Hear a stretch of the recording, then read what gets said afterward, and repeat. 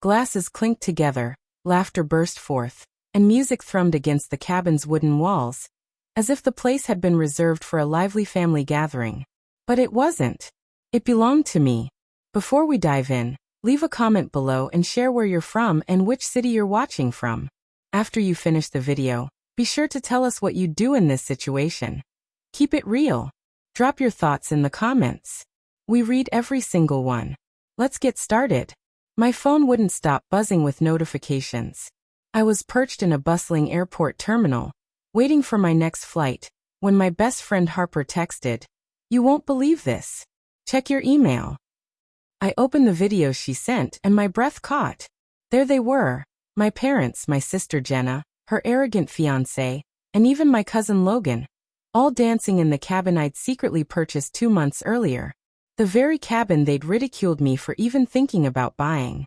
In the first video, Jenna spun around, clutching a champagne bottle. "Finally, a place worth toasting to. Too bad it's not hers," she smirked, and the others erupted in laughter. My grip tightened on my phone, knuckles paling, my heart racing. Not from surprise, but from a familiar, icy rage. They'd done this my whole life. Belittled me, dismissed me, used me when it suited them. Now they were prancing around in the one place I'd kept secret, the one sanctuary I thought was mine alone. My husband Ethan was on a brief business trip, just 2 hours from the lake. With trembling but resolute fingers, I forwarded the videos to him. 5 minutes later he called. His voice was steady, but I could sense the fury simmering beneath. "Tell me this isn't happening." "It's happening," I whispered. "They broke in. They're acting like it's theirs." A pause. Then a single sentence that twisted my gut. "I'm heading there now." I sat motionless in the terminal, earbuds in, watching another video Harper had filmed through the window. My mother lifted her glass and said, "At least one of us knows how to enjoy this place, unlike my daughter who squanders her life on foolish dreams." My vision blurred, but tears didn't fall. Not this time. Instead, a quiet resolve settled over me, knowing what was coming when Ethan stepped through that cabin door. An hour later he did. Harper's camera captured it all. The music stopped abruptly. Laughter dissolved into silence. Ethan strode in, tall and broad-shouldered, his jaw clenched, holding up his phone with the videos still playing. He didn't need to raise his voice. His expression alone turned their party into panic. The cabin door slammed shut, louder than any song they'd played. Claire's family froze, champagne glasses poised midair. The fire in the stone hearth crackled, but no one moved. Ethan Lawson entered, his entire frame radiating controlled anger. He didn't yell. He didn't have to. His silence cut deeper than any words could. His phone glowed in his hand, the videos looping, Jenna twirling, Diane toasting, Richard slurring that his worthless daughter would never amount to anything. "Nice party," Ethan said, his voice low but slicing through the room. "Did my wife forget to invite me? Or did you all forget this house isn't yours?" Claire's mother, Diane, tried to laugh it off, her face paling. "Ethan, darling, don't be so theatrical. We were just having fun." Ethan's voice turned frigid, mocking Claire in her own home, drinking, celebrating like leeches in the one place she held sacred. Jenna's champagne glass shook in her hand. She glanced at Marcus, who muttered, "Stay calm. He won't do anything." But Ethan's gaze zeroed in on him. "Marcus, right? You laugh the hardest. Find it amusing to trash your fiancée's sister behind her back." Marcus opened his mouth, but no words came. Richard stood, puffing out his chest as if to reclaim control. "Look, Ethan. This family made Claire who she is. She owes us.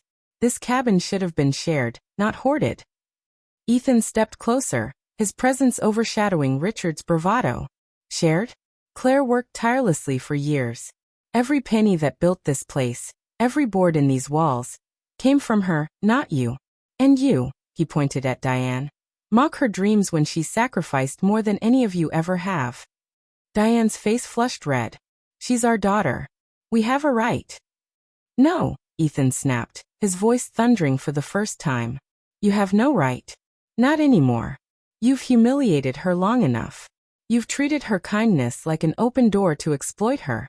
But this," he gestured around the cabin, his voice shaking with restrained fury, "this stops tonight."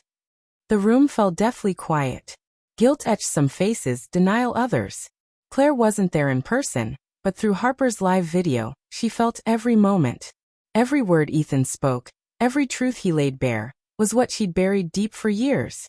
Jenna hissed. So what? She buys a cabin and thinks she's above us? She'll always be the same pitiful girl, desperate for approval. Ethan turned, his eyes searing into her. You're right. She can't change who she is, loyal, hardworking, stronger than any of you. But she can change who you are in her life. After tonight, none of you will see her unless she decides. And if you step foot here again, the law will deal with you. Logan shifted, muttering, Come on, Jenna. Maybe we crossed a line. Crossed a line? Ethan snapped. You filmed yourselves mocking her. You invaded her refuge and ridiculed the woman who's endured your abuse for years. Tell me, Logan. Was it funny when you heard her mother call her a failure? Did it make you feel strong? Because all I see are cowards hiding behind each other's laughter. The words hit like blows. Richard's jaw tightened, but his gaze dropped. Diane's lips quivered. Excuses trapped in her throat. Ethan pocketed his phone and stood tall. Here's how it's going to be. You leave now. You walk out of Claire's cabin and never come back. You don't call her. You don't show up uninvited. You don't mention her name unless it's with respect. Or what? Jenna spat, her pride barely masking her fear. Ethan leaned in, his voice a lethal whisper. Or I'll make sure the whole town sees what kind of people you are. Every video, every insult, every toast you made at her expense. When your so-called friends see the truth, it won't be Claire's reputation that's ruined. It'll be yours. The room went silent. No one dared challenge him. Even Jenna, her face contorted with anger, couldn't find words. Ethan stepped aside, pointing to the door. Get out. Chairs scraped, glasses were set down, coats grabbed. One by one, they left, Diane muttering curses, Richard silencing her, Jenna storming out with Marcus trailing, Logan staring at the floor. When the last car roared away, Ethan exhaled. He stood amid the chaos of empty glasses and scattered confetti, but the silence was calm now. He picked up Claire's favorite blanket, folded it gently, and whispered, They'll never hurt you again, Claire. Not while I'm here. Miles away in the terminal, tears finally fell down Claire's face. Not from pain, but from the relief of knowing someone had stood up for her when her own family wouldn't. The next morning, a taxi crunched up the gravel road to the cabin.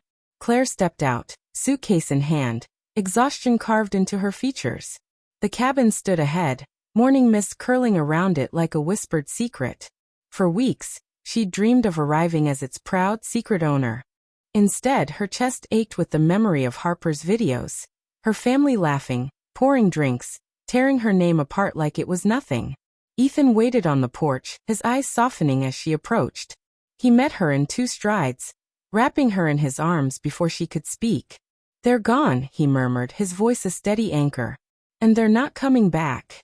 Claire clung to him, a sob breaking through the sting in her throat. I watched it all, Ethan. Every word they said. I thought I was used to it, but it felt like they tore something out of me again. Ethan pulled back, brushing her cheek. They didn't tear anything out. They just showed who they really are. You still have everything they can't touch. Your strength, your freedom, and me. Claire nodded, but anger still simmered inside. She dragged her suitcase inside, and the sight nearly broke her. Wine stains marred the rug, crumbs littered the counter, chairs were strewn about like a storm had passed through. They hadn't just invaded her haven, they'd defiled it. This was supposed to be my refuge, she whispered, her voice breaking. The one place that was mine, and they turned it into a mockery. Ethan rested a hand on her shoulder. Then we reclaim it. Not just the cabin, but your story. No more being their punching bag. No more letting them write your narrative. This is your chance to show them you're done shrinking yourself. Claire sank onto the couch, memories flooding her mind. Her father's sneer when she skipped law school, her mother's laughter when she missed a promotion, Jenna's taunts for dreaming too big. Always the same refrain, Claire's not enough. But last night had shifted something. Ethan's steady, fearless voice had cut through years of their cruelty. He hadn't just defended her. He'd forced them to face themselves. They think I'll come crawling back, Claire said, her voice firmer. They've always banked on it. That I'll show up, forgive them, let them back in no matter how they treat me. But not this time. Ethan sat beside her. So what do you want to do? Claire's eyes hardened. I want them to see they don't control me anymore. I want them to feel the emptiness of my absence. The weight of not having me as their punching bag. When they realize I don't need them, that's my revenge. Harper arrived later, groceries in hand, her eyes widening at the mess. Wow, they really wrecked the place. I still can't believe you didn't race here last night. Claire gave a faint smile. If I had, it would have been a fight. Watching Ethan handle it, that was enough. They looked terrified, Harper. For once, I wasn't the weak one in their eyes. Harper squeezed her hand. You were never weak, Claire. They just convinced you were. All day, Claire and Ethan worked together, cleaning the cabin, restoring it to the sanctuary she'd envisioned. Each scrubbed stain, each discarded glass felt like erasing another wound her family had left. By evening, the cabin was still, golden light streaming through the windows, the lake shimmering beyond the trees. Claire stood at the window, her reflection weary but unbroken. They'll call, Ethan said from behind her. They'll try to spin it, make you feel guilty. Are you ready? Claire's lips curved into a wry smile. Let them call. This time I won't pick up. As if on cue, her phone buzzed. Call right, Mum. She let it ring. Then Jenna called, then her father. Claire set the phone face down on the counter and turned to Ethan. The silence will say more than I ever could. Ethan looked at her with quiet pride. That's my wife. For the first time in years, Claire didn't feel like a daughter grasping for scraps of affection. She felt like herself, strong, independent. She knew this was just the start of her transformation. Revenge wasn't always loud doors or sharp words. Sometimes, the deepest revenge was absence. The undeniable truth that they no longer held sway over her life. The cabin was hers. Her life was hers. And they would have to live with that. The silence held for 3 days. 3 days of ignored calls, unread texts, and piling voicemails. At first, it was easy to leave them unanswered. But on the 4th morning, a knock shook the cabin door. Claire froze. Ethan stood, shoulders tense, and opened it. Her parents stood on the porch, faces drawn, sleepless nights etched into their wrinkles. Jenna and Marcus hovered behind, whispering heatedly, their smiles fragile. Claire, Diane began softly. Can we come in? Claire stood in the center of the cabin, arms crossed, and shook her head. No. Say what you came to say right here. Richard cleared his throat, his usual bravado reduced to a shaky rasp. We messed up. Things got out of control. We didn't mean to disrespect you. Claire cut him off, her voice sharp. Didn't mean to? I watched you toast to my failures, Dad. I saw you, Mom, laugh about how useless I am. That wasn't a mistake. That was the truth you've carried for years. Jenna scoffed. Oh please, Claire. You're being dramatic. Families have spats. We were just joking. Joking? Claire stepped forward, her eyes blazing. You broke into my home. You made it a stage to humiliate me when I wasn't here to defend myself. That's not family. That's cruelty. Diane's voice wavered. But we're still your blood. No, Claire said, her tone firm and final. Blood isn't enough. Respect matters. Loyalty matters. And you've shown me I'll never get either from you. Ethan stood behind her, his presence a fortress. He didn't speak, but his silence was strength, his hand lightly at her back, a reminder she wasn't alone. Marcus tried to interject, his voice oozing false charm. Look, we all got swept up. Maybe if you just let us. Claire's laugh cut him off, cold and piercing. Swept up?